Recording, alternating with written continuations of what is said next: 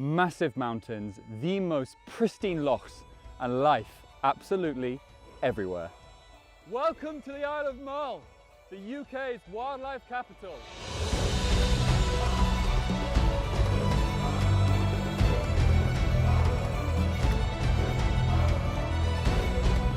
And I'm here on Mull for one reason and one reason only: to find somewhere out there my favourite animal of all time, the Eurasian otter, and if I'm really lucky, get a good image. Okay, so it's early morning. I've been here about an hour. About 5 minutes ago, my patience finally started paying off. I had a big male otter swim just past me, and now I'm waiting for him to pop back up again. I think he's just gone around this point, so I'm just gonna, pretty short. Yep, that's definitely him. Let's go. Otters have amazingly acute senses. So what I'm having to do now is wait for this guy to dive down, usually for about 15 seconds, and only then can I move. So it's waiting. Okay, he's just dived down, let's go. So image-wise, I'm looking for a portrait, and that's not going to be easy because this guy needs to come close to me. So what I'm relying on is he catches a big fish or a big crustacean and then brings it in just opposite me on the bank over there.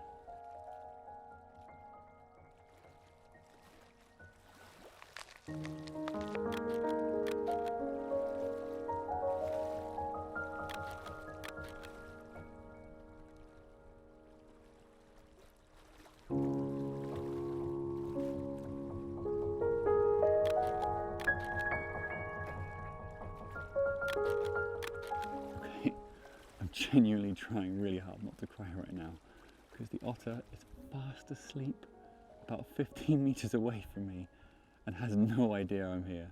And I think I've got my shot now, so I'm just gonna enjoy this experience, and I'll see you in Lightroom. And welcome to Lightroom Classic, and I'm now going to take you guys through a bottom to top edit of this image, taking you through my process of when I'm editing on the road. And my first stop is always the crop overlay tool, and with this particular image, I want the viewer to feel the intimacy of the special moment that I was privileged enough to have, and the easiest way to do that is to bring them closer. The 1:1 square crop is perfect for that, so I'm just going to slowly bring it in, line it up so it's nice and symmetrical, and that looks about right. So now I can begin pulling out all those details with some basic processing. My approach is quite simple. I want to replicate the encounter as I saw it. In shooting in RAW, I capture all that detail ready for Lightroom to pull out, so my first stop is going to be exposure. So I'm just going to jump down, bring it up around a stop or so, that looks about right. And then down to contrast. Your instinct might tell you to bring it up, but actually I'm going to soften this image just a little to around -10 or so. Then down to highlights. And again, so many people just shift this as far to the left as possible, but you can see in this instance, it turns that lovely white into quite a dull gray. So actually, I'm going to go against the grain and just slightly bring it up to around +8. Yep, that looks about right. And then the whites and the blacks, arguably the two most important tools on the basic panel. They add the most natural depth to an image possible, and my top tip as you're using the slider, hold down Alt, because with whites, you can make sure you're not overexposing, and that looks about right. And the same with blacks. Watch as I pull the slider to the left now, look for those yellow spots, that means we're underexposing, so I'm just gonna bring it back to the right a little bit, and that looks perfect. Just gonna now drop down to the clarity tool and add a small amount of texture to this photo, no more than about +7 in this instance.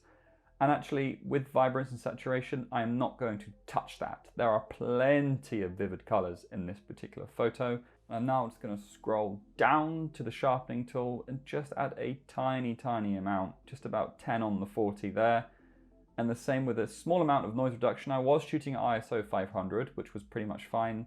Remove the chromatic aberration, enable the profile corrections to remove any vignetting, and the final image. As you can see, editing on the road is super simple. That took me about 70 seconds and I wasn't particularly rushing. The before and after comparison, and then the final image for you again. Now get out there and good luck.